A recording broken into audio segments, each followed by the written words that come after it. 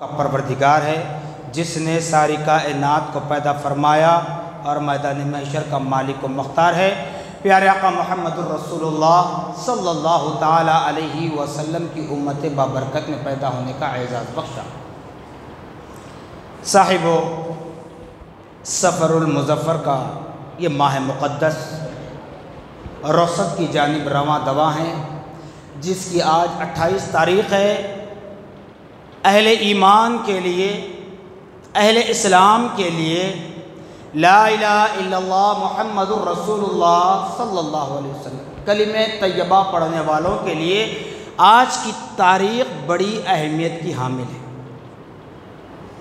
جیسا کہ میں نے بارہا آپ سے کہا، چونکہ پہلی بات تو یہ ہے، معذرت کے ساتھ کہوں گا کہ میرے آنے میں تاخیر ہو گئی، راستے بہت پیچیدہ ہیں، حالات آپ جانتے ہیں، تو اس وجہ سے میں تمہید لمبی لیے بغیر صرف مختصر انداز میں آپ کو ایک بات بتاتا چلوں کہ آج کا دن، آج کی تاریخ 28 سفر المظفر ہمارے لیے کیوں اہمیت کی حامل ہے۔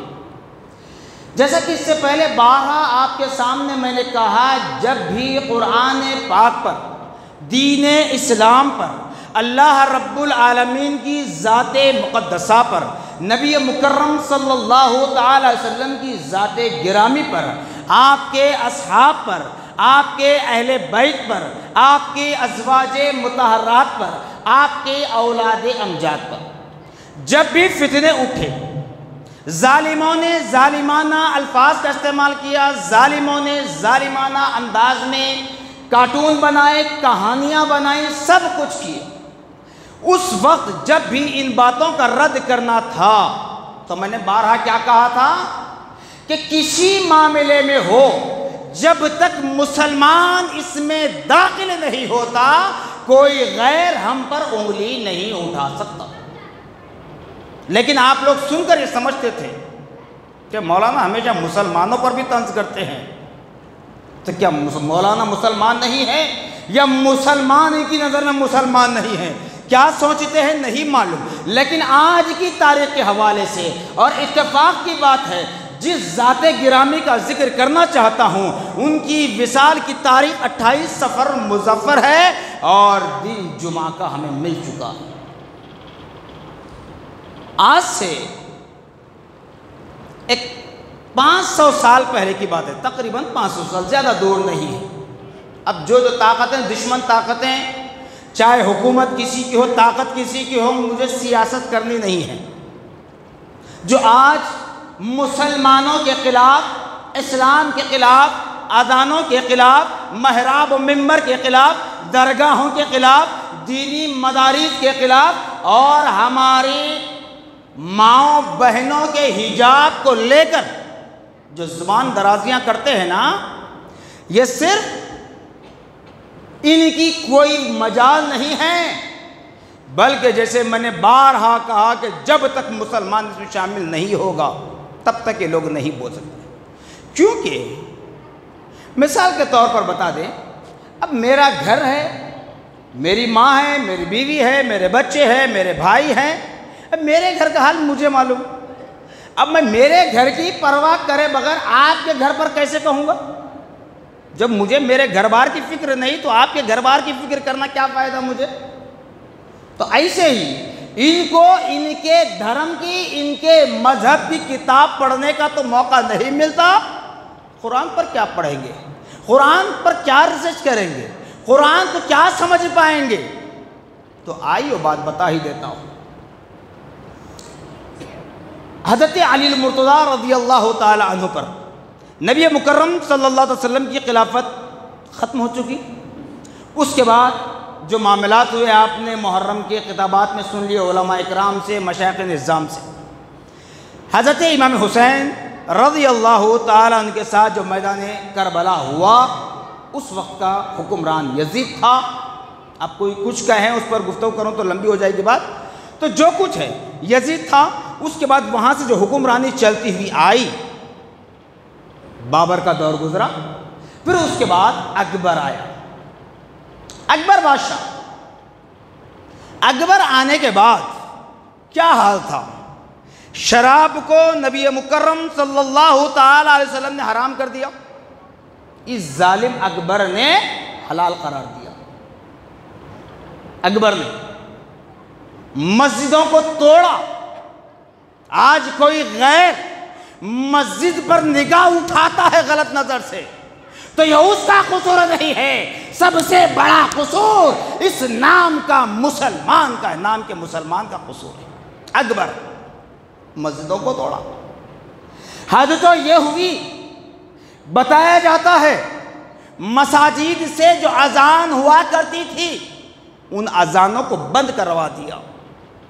جب آپس میں مسلمان ایک دوسرے سے ملاقات کرتے ہیں، ملتے ہیں، سلام کا لفظ استعمال ہوتا ہے، السلام علیکم ورحمۃ اللہ وبرکاتہ، لیکن اس نے کیا کیا تھا؟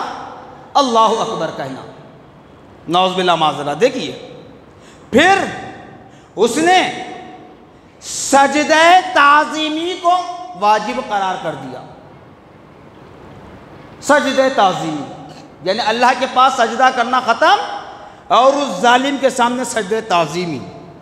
تو یہ ہر دور میں ہوتا رہا ہے، اسی لیے کہتا ہوں علماء حق کے بیانات سنو، علماء ربانیین کی تفسیروں کو پڑھو، یہ سوشل میڈیا پر آنے والے علماء کو مت پڑھو۔ بتاتا ہوں، اس اکبر بادشاہ کے پاس ایک بڑا ایسا عالم جس کا نام بتایا جاتا ہے ابو الفیض، اس نے قرآن پاک کی ایسی تفسیر کی کہ دنیا حیران ہو گئی، علماء حیران ہو گئے۔ کیسے تفسیر کی؟ ان الفاظ کو استعمال کیا: الف، ہا، دال، را، سین، صاد، طا، عین، جن حروف پر نقطان نہیں ہے ان حروف کو لے کر اس نے قرآن پاک کی تفسیر کر دی۔ سب کہنے لگے واہ، مگر اسی لیے کہا جاتا ہے نا، چاہے تمہاری عبادت کتنی کیوں نہ ہو، چاہے تمہاری عبادت اور ریاضت کتنی کیوں نہ ہو، چاہے تمہارے سجدے کتنے کیوں نہ ہو، چاہے تمہارا تقوی، تمہارا عمل، تمہاری پرہیزگاری، تمہارا زہد و تقوی کتنا ہی کیوں نہ ہو، جب تک تمہارے دل میں نبی کی محبت نہیں ہے وہ اللہ کی بارگاہ میں قبول نہیں ہے، وہ اللہ کی بارگاہ میں قبول نہیں ہے۔ تو ابو الفیض تھا علماء سو میں سے، گمراہ، اتنی بڑی تفسیر کیا بغیر نقطے والے حروف کو لے کر، مگر اسلام کی توفیق نہیں ہوئی۔ اسلام میں تھا، مسلمان تھا، مفسر گزرا، لیکن ایمان کامل حاصل نہ کر سکا۔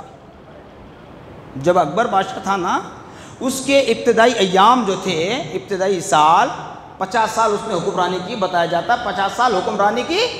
تو ابتدائی دور جو تھا فاتحہ، سلام، درود، عقائد اہل سنت پر گامزن تھا، لیکن جب علماء سو اس کے قریب ہوتے گئے، گمراہ لوگ اس کے قریب ہوتے گئے، سجدہ تعظیمی کو جب اس نے واجب قرار دیا تو سب کہنے لگے بادشاہ سلامت، آپ سے بڑھ کر اس روئے زمین پر کوئی نہیں ہے۔ ہم جو برجستہ کہتے ہیں نا، وجہ یہی ہے، میں نے ہر جگہ کہتا ہوں، ہر جگہ کہا کہ ہم سانس لے رہے ہیں، زندہ ہیں، تو یہ ہمارے اعمال کی بدولت نہیں ہے بلکہ اللہ والوں کا صدقہ ہے، اللہ والوں کا صدقہ ہے۔ تو سجدہ تعظیمی جب اس نے واجب قرار دیا تو یہی گمراہ لوگوں نے، چاہے وہ علماء ہو چاہے وہ عام رعایا ہو، کیونکہ ہر کسی کو ہر دور میں پیسے کی حاجت ہوتی ہے، زندگی کے ضروریات کی حاجت ہوتی ہے، وہ ایک بنگلے میں، بلڈنگ میں رہنا چاہتا ہے، کار میں پھرنا چاہتا ہے، پلین میں اڑنا چاہتا ہے، ہر بندے کی خواہش ہوتی ہے، میری بھی خواہش ہے، لیکن خواہش اتنی کرو جتنا کہ تمہیں ضرورت ہے۔ تو ان گمراہ لوگوں نے اکبر بادشاہ کو اتنا چڑھا دیا، تو جب اس نے سجدہ تعظیمی کو قرار کر دیا، واجب قرار کر دیا، تب اس کا بادشاہت کا دروازہ تھا جو گیڑ بنائی گئی تھی، ایک بڑا دروازہ ہوتا، پھر اس میں ایک چھوٹا دروازہ ہوتا، لیکن اس نے بالکل اتنا چھوٹا دروازہ بنایا تھا کہ جب آدمی اس کے اندر داخل ہو تو پہلے سر جھکے، ماتھا ٹکے، اس کے بعد وہ بادشاہ کے دربار میں چلا جاتا، بادشاہ کے دربار میں جاتا۔ اکبر نے یہی کیا، ایام مرض میں تھا، چلتا رہا۔ پھر اس کے مرنے کے بعد جہانگیر بیٹھا، اس کا بیٹا، اکبر بادشاہ کا بیٹا جہانگیر، اس دین کا نام اس نے دین الہی رکھا تھا۔ مسجدوں کو توڑوا دیا، نمازیں بند کروا دی، اذانیں بند کروا دی، جب بھی اس کی بارگاہ میں کوئی آتے اللہ اکبر یہ صدا بلند ہوتی، نعوذ باللہ معاذ اللہ استغفر اللہ۔ اگر سوچیں سمجھیں تو عقل کیا گواہی دے گی کہ نعوذ باللہ اس نے خدائی دعویٰ کر بیٹھا۔ اللہ اکبر کہلانے کا مقصد کیا ہے کہ اس نے خدائی دعویٰ کر بیٹھا۔ اس لیے اللہ نے کیا فرمایا، عزت جس کو دینا ہے، ذلت کس کو دینا ہے، یہ میرے قبضے قدرت میں ہے۔ اور یاد رکھ لیں، ہم سنتے ہیں کچھ دیر کے لیے، ہمارے علماء تقریر کرتے ہیں کچھ دیر کے لیے، ہم کوئی راہ خدا میں نیک عمل کر لیں کچھ دیر کے لیے، لیکن علماء حق، علماء ربانیین وہ ہوا کرتے ہیں جو پیدا ہوتے ہیں خدا کے لیے اور زندگی گزارتے ہیں خدا کے لیے، اپنی جان کو قربان کرتے ہیں خدا کے لیے۔ تو اس وقت مجدد، جیسے کہتے ہیں نا، ہر صدی میں ایک مجدد ہوتا ہے، ہر 100 سال بعد ایک مجدد پیدا ہوتا ہے، لیکن اللہ نے اپنے ایک ایسے محبوب کو پیدا فرمایا، اتفاق کی بات ہے وہ بھی حضرت عمر فاروق اعظم رضی اللہ عنہ کی اولاد میں سے ہے، مجدد الف ثانی رحمت اللہ علیہ۔ الف کہتے ہیں عربی گرامر کے اعتبار سے 1000، ثانی کہتے ہیں دوسرا۔ تو حضور اکرم صلی اللہ علیہ وسلم آپ کی اولاد امجاد، آپ کے اہل بیت صحابہ کے بعد سب سے پہلے مجدد حضرت عمر بن عبدالعزیز رحمت اللہ علیہ گزرے، پھر اس کے بعد دوسرے مجدد حضرت شیخ احمد سرہندی رحمت اللہ علیہ۔ آپ کا نام شیخ احمد، سرہند کے علاقے میں پیدا ہوئے۔ یہ سرہند کہاں آتا ہے؟ پنجاب کی سرزمین پر آتا ہے، جو ہمارے وطن عزیز ملک ہندوستان کا حصہ ہے۔ پنجاب کی اس سرزمین پر جو ہمارے وطن عزیز ملک ہندوستان کا حصہ ہے، وہاں پر آپ نے تولد ہوئے، پیدا ہوئے۔ آپ کی زندگی، جبکہ کوئی 100 سال کی زندگی آپ نے نہیں پائی، بتایا جاتا ہے کہ صرف 34 سال کی زندگی آپ کی، 34 ایئرس اونلی، 34 سالہ زندگی۔ اس زندگی میں آپ نے ایسے ایسے کارنامے کیے کہ دین الہی کو ختم کر دیا، اکبر کا وہ بادشاہانہ دور ختم کر دیا، یہاں تک کہ جہانگیر آ بیٹھا۔ کیسے ختم ہوا؟ ایک دو واقعات آپ کو بتاتے ہوئے چلو۔ مجدد الف ثانی رحمت اللہ علیہ پر جو آپ کی زندگی تھی، تقوی و پرہیزگاری، شریعت مطہرہ کے پابند، فرض تو فرض بتایا جاتا ہے۔ آپ کے مکتوبات ربانی، مکتوبات امام ربانی، کتابیں ہیں، اٹھا کر پڑھے معلوم ہوگا، بتایا جاتا ہے کہ آپ نے تہجد کو بھی نہیں چھوڑا، کسی دن تہجد کو بھی نہیں چھوڑا۔ نوجوانی کی عمر تھی، گرم خون تھا، کیا انہیں نفسانی خواہشات نہیں تھی؟ کیا ان کا دل نہیں چاہتا تھا؟ کیا وہ میٹھی نیند سونا نہیں چاہتے تھے؟ لیکن اللہ تبارک و تعالی جس کو اپنے دین کے لیے پسند فرماتا ہے، اختیار کرتا ہے، وہ دین اسلام پر نہ صرف ثابت قدم رہتے ہیں بلکہ نسلاً بعد نسل، قرناً بعد قرن، جب زمانے کے بعد دوسرا زمانہ آئے گا، ایک نسل کے بعد دوسری نسل آئے گی، ان تمام نسلوں کو سدھارنے کا وہ بیڑا لے کر اٹھے۔ اللہ نے ایسے منتخب فرمائے۔ تو مجدد الف ثانی رحمت اللہ علیہ پر الزامات بھی عائد کیے گئے، چونکہ سلسلہ نقشبندیہ کے بانی حضرت شیخ بہاؤالدین نقشبند رحمۃ اللہ علیہ، اور اس کے بعد سلسلہ نقشبندیہ کے مبلغ کی حیثیت لیں، یا سلسلہ نقشبندیہ کے امام کہیں، یا سلسلہ نقشبندیہ کی ترویج و اشاعت کرنے والے کہیں، وہ مجدد الف ثانی رحمۃ اللہ علیہ۔ اور یہ بھی یاد رکھ لیں، آپ پر جو الزامات بتائے گئے نا، اس میں ایک دو بات آپ کو بتا دیتا ہوں۔ سلسلہ نقشبندیہ یہ وہ سلسلہ ہے جو امیر المومنین حضرت سیدنا ابو بکر صدیق رضی اللہ تعالی عنہ سے جا ملتا ہے۔ باقی تمام سلسلے علی شیر خدا، حیدر کرار رضی اللہ تعالی عنہ سے جا ملتے ہیں۔ تو اکبر نے آپ پر ظالمانہ طریقے سے کس نہ کسی حربے سے آپ کو استعمال کرتا رہا۔ سجدہ تعظیمی کے لیے جب فتویٰ منگوایا گیا، تمام اس وقت کے علماء نے اپنے اپنے انداز میں اس کو تائید کرنے لگے۔ ایک ہے مجدد الف ثانی رحمۃ اللہ علیہ، آپ نے فرمایا کسی حال میں، کسی صورت میں سجدہ تعظیمی حلال نہیں، حرام ہے، جائز نہیں ہے، حرام ہے، کسی طریقے سے بھی حرام ہے، حرام ہے، حرام۔ آپ کا یہ نعرہ رہا۔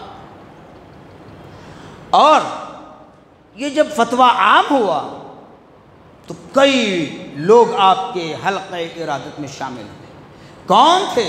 کوئی عام بندے نہیں تھے، ہماری طرح کے بندے نہیں تھے، وہ جو مجدد الف ثانی رحمۃ اللہ علیہ کے حلقہ ارادت میں داخل ہونے والے وہی اکبر بادشاہ کے وزراء تھے، اسی کے بنائے ہوئے گورنر تھے، اسی کے منتخب کیے ہوئے منسٹرز تھے۔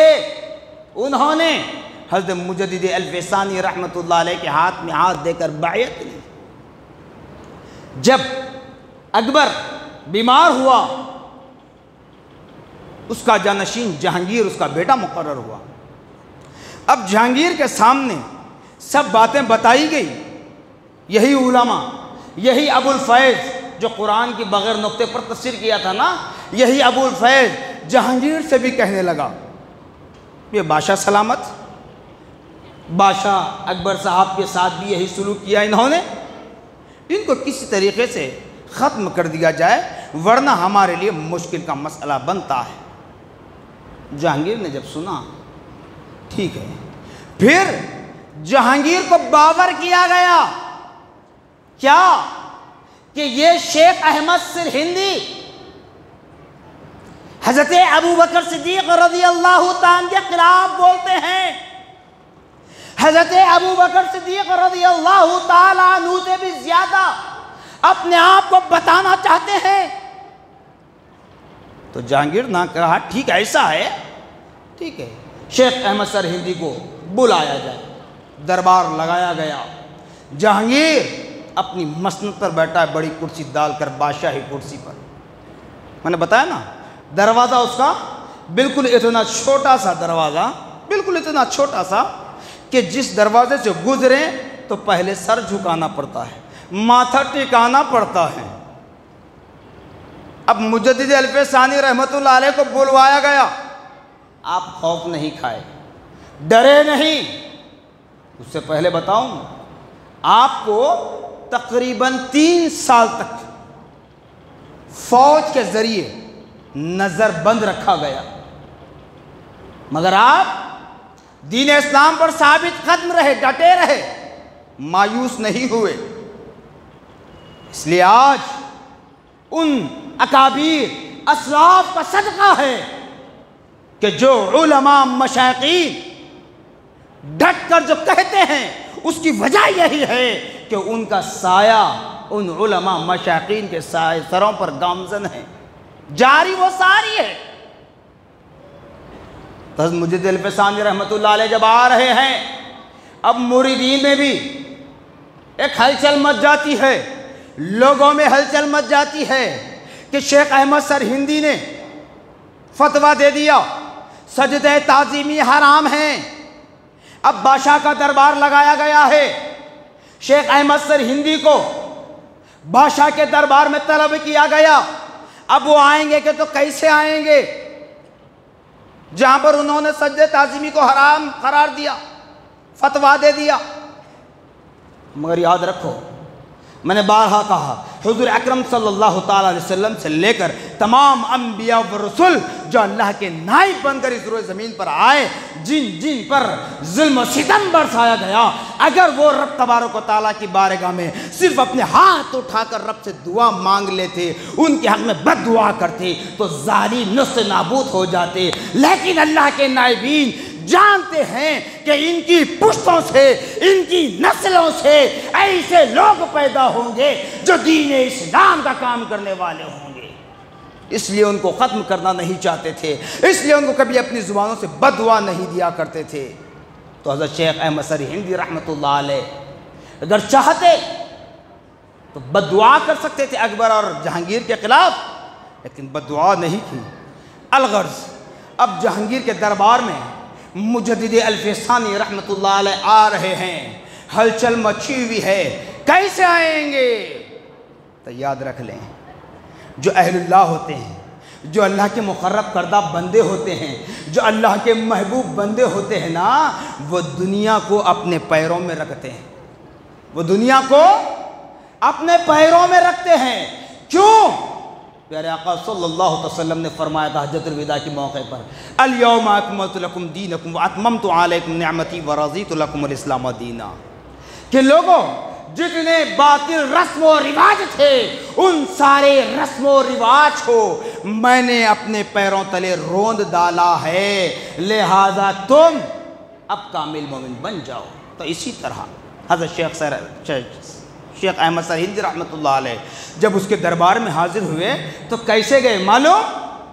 سر نہیں جھکایا، سر نہیں جھکایا، بلکہ پہلے اپنے پیر کو رکھا دروازے میں، پہلے اپنے پیر کو رکھا، اس کے بعد کسی طریقے سے اپنے سر کو بلند رکھ کے اس کے دربار میں حاضر ہوئے۔ حاضر ہونا تھا جہانگیر جو بادشاہ کی کرسی پر بیٹھا ہوا تھا، بڑا غضبناک ہو گیا، اس کا چہرہ لال پیلا ہو گیا، اس کے وزراء بس بادشاہ کی چہرے کو دیکھ رہے ہیں، مجدد الف ثانی کو دیکھ رہے ہیں۔ جب کٹہری میں کھڑا کیا گیا تو سب سے پہلا سوال درباری کرتا ہے کہ یہاں سب آتے ہیں، ماتھا ٹیک کر آتے ہیں، سر جھکا کر آتے ہیں، لیکن تم نے دربار کی توہین کی، بادشاہ کی توہین کی، کہ تم نے پہلے پیر رکھ کر اندر داخل ہوئے۔ تو مجدد الف ثانی رحمۃ اللہ علیہ برجستہ فرماتے ہیں، نادان سن، یہ سر جھکتا ہے تو رب کی بارگاہ میں جھکتا ہے، دل جھکتا ہے نبی کی بارگاہ میں جھکتا ہے۔ ارے اللہ نے مجھے پیر دیے ہیں چلنے کے لیے، میں چل کر آیا ہوں، جھک کر نہیں آیا، میں جھکنے والا نہیں، کیونکہ میں اس دین کا مبلغ ہوں جس کا پرچم ہمیشہ بلند و بالا ہے، کل صبح قیامت تک بلند و بالا رہے گا۔ درباری پریشان تھے، سوچنے لگے اب اس کو ہم کچھ جواب نہیں دے پاتے۔ دوسرا سوال ہوا جو جہانگیر کو باور کیا گیا تھا کہ حضرت ابوبکر صدیق رضی اللہ تعالی عنہ پر یہ اپنے آپ کو فوقیت دیتے ہیں۔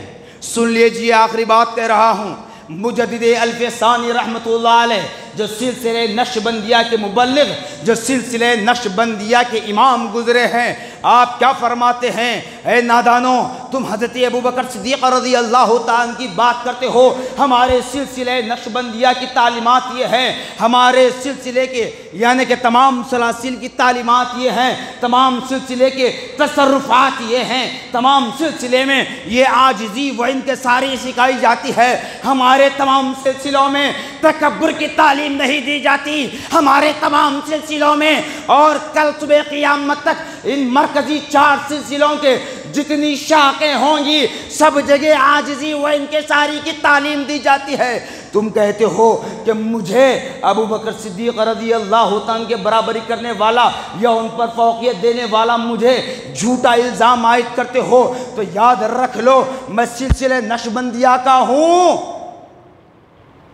ہمارے سلاسل کی تعلیمات یہ ہیں، ہمارے تصوف قدوں کی تعلیمات یہ ہیں، ہمارے بزرگوں کی تعلیمات یہ ہیں کہ ہم اللہ کی مخلوق میں کسی کو کمتر نہیں سمجھتے، اللہ کی مخلوقات میں کسی کو کمتر نہیں سمجھتے۔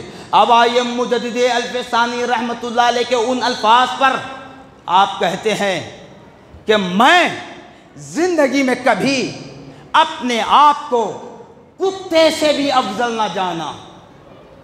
کتا ایک حرام جانور ہے۔ حضرت مجدد الفسانی رحمۃ اللہ علیہ فرما رہے ہیں میں نے کبھی اپنی زندگی میں کتے سے بھی افضل نہ جانا، بس عاجزی و انکساری سے ہم اپنے رب کو راضی کرنے کی کوشش کرتے ہیں۔ یہ تو حضرت ابوبکر صدیق رضی اللہ تعالیٰ کی وہ ذات مقدسہ جو نبی مکرم صلی اللہ تعالی وسلم کے سفر یار رہ چکے ہیں، حضر میں، سفر میں، غار میں، ہر جگہ آپ ہیں، تو ان کی برابری کون کر پائے گا؟ تو بہرحال آپ کو اس کے بعد گوالیار کے قلعے میں قید کر دیا گیا۔ جیسے قید کر دیا گیا، جتنے مریدین تھے، آپ کے معتقدین تھے، جتنے اس دین الہی اکبر جہانگیر کے وزراء تھے، سب نے جہانگیر کے خلاف لڑائی کا اعلان کر دیا، جنگ کا اعلان کر دیا، لڑنے کا اعلان کر دیا۔ کوئی اس کی تائید میں نہیں رہے۔ تو الغرض جب تقریباً 1 سال 4 ماہ تک آپ گوالیار کے قلعے میں قید کر دیے گئے تھے، وہاں پر جتنے اغیار تھے سب مسلمان ہوتے رہے۔ مجدد الفسانی رحمۃ اللہ علیہ کا کارنامہ، جب جہانگیر بیمار ہوا، بڑے بڑے ڈاکٹرز آئے، اطباء آئے، حکیم آئے، سب آئے، انہوں نے اپنے ہر حربے کو استعمال کیا، ہر طریقے سے علاج کرنے کی کوشش کی، لیکن وہ صحت مند نہ ہوا۔ ان ڈاکٹرز میں، ان حکیم اطباء میں کچھ لوگ ایسے بھی تھے جو علم دین کو جانتے تھے، دین اسلام کی حقانیت کو جانا کرتے تھے۔ تو انہوں نے کہا کہ جس کو آپ نے قید میں رکھا ہے اس سے آپ دعا کروا لیں تاکہ تمہیں صحت مل جائے، کوئی ڈاکٹر اب آپ کا علاج نہیں کر سکتا۔ جہانگیر کو جب معلوم ہوا تو جہانگیر نے مجدد الفسانی رحمۃ اللہ علیہ کے پاس قاصدوں کو بھیج کر کہنے لگا، تو حضرت مجدد الفسانی رحمۃ اللہ علیہ نے کہا ٹھہر جاؤ، میں اپنے رب سے پوچھ لیتا ہوں۔ جب رب کی بارگاہ کی طرف متوجہ ہوئے، اللہ کا حکم آیا دعا کرنے کے لیے، جب مجدد الفسانی نے دعا کی، جہانگیر صحت مند ہوا۔ اس کے بعد کیا کہا، کیا چاہتے ہیں؟ تو مجدد الفسانی نے یہ نہیں کہا کہ میرے لیے بلڈنگ چاہیے، میرے لیے ریاست چاہیے، ملک چاہیے، یہ بادشاہت چاہیے، نہیں کہا۔ کیوں؟ ہمیں حکومت سے اعتراض نہیں ہے، ہمیں بادشاہت سے اعتراض نہیں ہے، ہماری ان مسجدوں کو بنایا جائے، جو مسجد توڑوائی گئی ہیں، مساجد سے اذان کی آوازوں کو بلند کیا جائے، اس کے بعد ہم باہر آئیں گے۔ سب بنائی جا رہی ہے۔ پھر اس کے بعد خود جہانگیر مجدد الفسانی رحمۃ اللہ علیہ کی بارگاہ میں آ رہا ہے، گوالیار کے قلعے میں جہاں کو قید کیا گیا تھا۔ کیسے آیا؟ پیارے آقا صلی اللہ تعالی علیہ وسلم اس کے خواب میں آتے ہیں جب وہ صحت مند ہوا، کہتے ہیں جہانگیر کتنا نادان ہے، تو نے میرے محبوب کو، میرے عاشق کو قید خانے میں قید کر ڈالا، یاد رکھ لے تیری نسلیں تباہ ہو جائیں گی۔ تو فوراً جب نیند بیدار ہوئی، صبح اٹھتے ہی وہ خود چل کر گوالیار کے قلعے کی طرف آیا اور آ کر کہنے لگا اے شیخ احمد سرہندی تشریف لائیے۔ کہا نہیں، جب تک تم نے جن حرام چیزوں کو حلال قرار دیا ہے اس کو حرام نہیں کریں گے، اور جن حلال چیزوں کو حرام قرار دیا ہے اس کو حلال کا اعلان نہیں کریں گے، جب تک تمہارے باپ کا دین الہی ختم نہیں کر پائیں گے تب تک ہم اس گوالیار کے قلعے میں بند رہیں گے تاکہ ہماری موت بھی آ جائے۔ تو جہانگیر نے مجبور ہو کر ان تمام چیزوں کو جو حرام تھیں حلال کہا تھا اس کو حرام کا اعلان کر دیا، اور جو حلال تھیں ان کو حرام کہا تھا اس کے لیے حلال کا اعلان کر دیا، اور کہا کہ اب دین الہی ختم ہو چکا ہے۔ مجدد الفسانی رحمۃ اللہ علیہ جو پیغام دینا چاہتے ہیں اسی پر ساری دنیا عمل کر پائے گی۔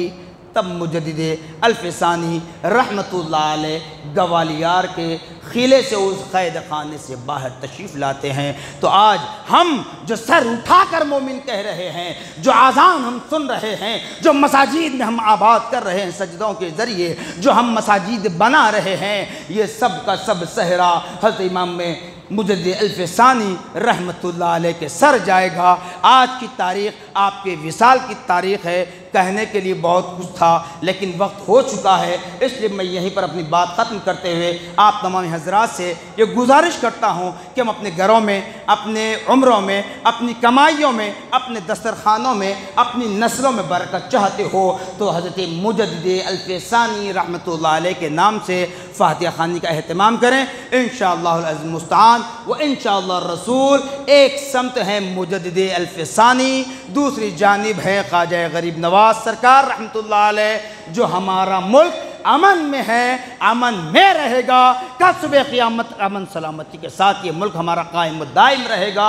बस औलिया की निस्बतों को अपने आप से जोड़ कर रखें। जज़ाकुमुल्लाह खैरन जज़ा।